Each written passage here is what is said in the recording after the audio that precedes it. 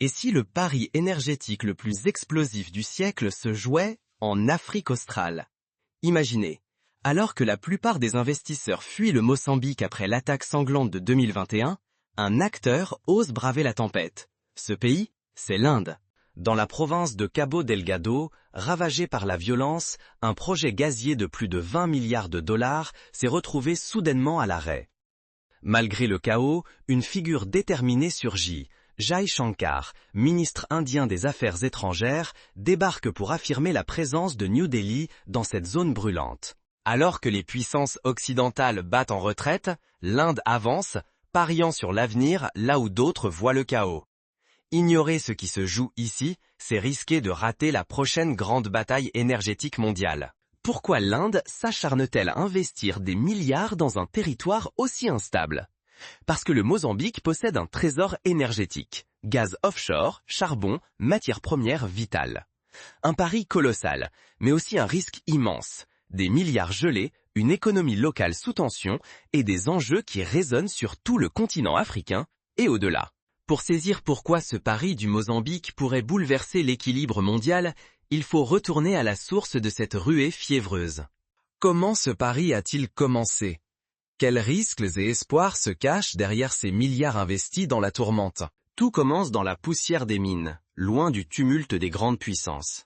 Dans la province de Tete, au Mozambique, une poignée d'ingénieurs indiens débarque en 2014, foulant un sol rouge chargé de promesses mais aussi de dangers. Leur mission, alimenter un pays à plus de 4000 km, alors que les réserves de charbon en Inde s'épuisent. Cette année-là, un consortium piloté par Coal India et Tata Steel met la main sur la majorité de la mine géante de Benga. C'est la première grande percée énergétique indienne en Afrique australe, avec à la clé un pari risqué, nourrir l'appétit insatiable d'un géant démographique et industriel alors que les ressources nationales ne suffisent plus. Investir massivement dans le charbon aujourd'hui, un pari qui frôle la folie, mais pour New Delhi, c'est aussi une chance de s'imposer sur l'échiquier africain. Reste à savoir si ce pari ouvrira la voie à des opportunités ou précipitera une débâcle. Mais rien n'est simple. Les infrastructures du Mozambique peinent à suivre, et le transport du charbon devient vite un casse-tête. Sur le terrain, des familles sont déplacées, la tension monte et la contestation gronde.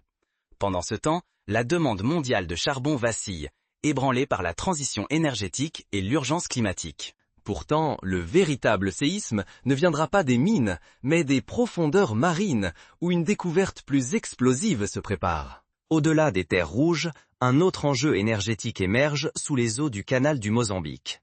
Là, de nouveaux acteurs s'apprêtent à bouleverser tout l'équilibre régional. Du charbon au gaz, le Mozambique entre dans une nouvelle ère. Un trésor convoité vient d'être découvert. En 2010, tout change. Au large des côtes, des géologues repèrent plus de 100 000 milliards de pieds cubes de gaz naturel. Un volume gigantesque qui propulse ce petit pays en tête des enjeux énergétiques mondiaux. Les géants internationaux accourent. Total Energy, le mastodonte français, lance avec ses alliés l'un des plus vastes projets de gaz naturel liquéfié jamais envisagés. Près de 20 milliards de dollars sont investis pour faire du Mozambique un futur pilier de l'approvisionnement. Mais l'Inde ne reste pas spectatrice. Grâce à ONGC Videsh et Videocon, elle acquiert des parts stratégiques dans plusieurs blocs offshore. Pour New Delhi, ce n'est pas qu'un placement, c'est une percée vitale dans la compétition mondiale. En 2021, tout s'écroule. Palma est prise d'assaut, Total Energy et ses partenaires stoppent tout. Les milliards semblent s'évaporer, les Occidentaux se retirent. À Maputo, comme à New Delhi, l'espoir explose. Le Mozambique rêve de richesse, l'Inde d'indépendance énergétique. Mais l'ombre s'étend. À Cabo Delgado, théâtre des futures usines, l'insécurité grandit. Attaques, enlèvements, violences. Pourtant, l'Inde reste. Elle refuse d'abandonner, consciente que céder ouvrirait la porte à la Chine ou aux États-Unis. Dans ce bras de fer africain, chaque décision compte. Mais pour sécuriser sa place, New Delhi doit désormais relever un défi de taille, affronter l'instabilité locale sans filet occidental. Jusqu'où l'Inde est-elle prête à aller pour protéger ses intérêts? En 2024, la partie s'intensifie. La course au gaz mozambicain recommence, plus féroce que jamais. Après des années de chaos, une opération de sécurisation massive démarre. Le Rwanda, épaulé par ses voisins, repousse pas à pas les insurgés hors de Cabo Delgado. L'espoir revient dans la région. C'est le signal que tout le monde attendait. À Washington, la banque américaine Exim accorde un prêt de près de 5 milliards de dollars. Ce geste relance officiellement le méga-projet gazier figé depuis 3 ans. Dans la foulée, le japonais Mitsui confirme la reprise du financement. Les machines redémarrent, les chantiers reprennent vie, la construction sur les sites gaziers repart, et le Mozambique rêve de puissance énergétique. Mais la compétition se durcit. L'Inde avance 2 pions, le charbon à court terme, avec ses mines du centre, et le gaz à long terme, via ses parts dans les consortiums offshore. New Delhi veut sécuriser sa place et réduire sa dépendance au Moyen-Orient. Face à elle, la Chine accélère. Par sa Belt and Road Initiative, Pékin investit dans ports, routes et infrastructures stratégiques, verrouillant l'accès au gaz africain pour des décennies. Son ambition, dominer le jeu face aux Occidentaux. Les États-Unis, eux, ne comptent pas laisser faire. Leur appui financier massif vise aussi à garantir un accès privilégié aux ressources et protéger leurs multinationales. Derrière ces fronts, une réalité s'impose. Le Mozambique devient un champ de bataille clé de la rivalité mondiale. Contrôler son énergie, c'est écrire une page du futur de l'Afrique et du monde.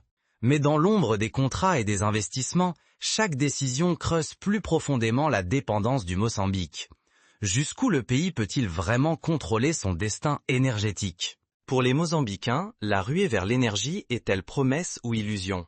Sur le terrain, les espoirs d'un avenir meilleur se heurtent à la réalité. Des villages entiers déplacés pour laisser place aux mines, des emplois souvent rares et une vie quotidienne bouleversée. La nature, elle aussi, subit la facture. Forêts rasées, rivières empoisonnées, terres nourricières sacrifiées au nom de la croissance rapide. Dans les villes comme dans les campagnes, beaucoup attendaient que les milliards investis se transforment en routes, hôpitaux ou écoles. Mais la pauvreté perdure, les inégalités se creusent et la colère gronde face au fossé entre les rêves vendus et les gains réels. Les recettes de l'État, parfois détournées ou mal partagées, n'ont pas encore enclenché un vrai développement local. Un dilemme s'impose. Profiter à fond du charbon et du gaz, au risque de tout perdre si le monde bascule vers le vert, ou miser dès maintenant sur une transition risquée alors que l'économie dépend encore des fossiles. Mais derrière ce dilemme national, un autre jeu se joue.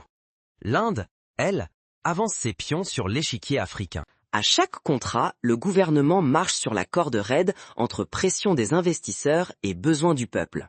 Pour le Mozambique, il s'agit de transformer la richesse énergétique en prospérité durable, ou d'entrer dans une nouvelle spirale de dépendance et de frustration. L'histoire ne s'arrête pas ici, et ses répercussions non plus. Le pari de l'Inde sur le Mozambique, pesant 10 milliards de dollars, dépasse la simple question énergétique. C'est un coup majeur sur l'échiquier mondial, où chaque décision peut redéfinir la stabilité d'un continent, voire du globe entier. Pour l'Inde, cet investissement signifie l'indépendance énergétique de plus d'1 milliard de citoyens, mais aussi une place de choix dans une Afrique de plus en plus disputée. Pour le Mozambique et ses 31 millions d'habitants, il incarne l'espoir d'un avenir meilleur, mais aussi le risque d'être happé par la lutte féroce des grandes puissances. Derrière ces montants vertigineux se cachent des équilibres précaires. La souveraineté africaine, la transition écologique et la stabilité financière mondiale sont en jeu. Si nous restons inactifs, d'autres façonneront seuls le futur énergétique et géopolitique.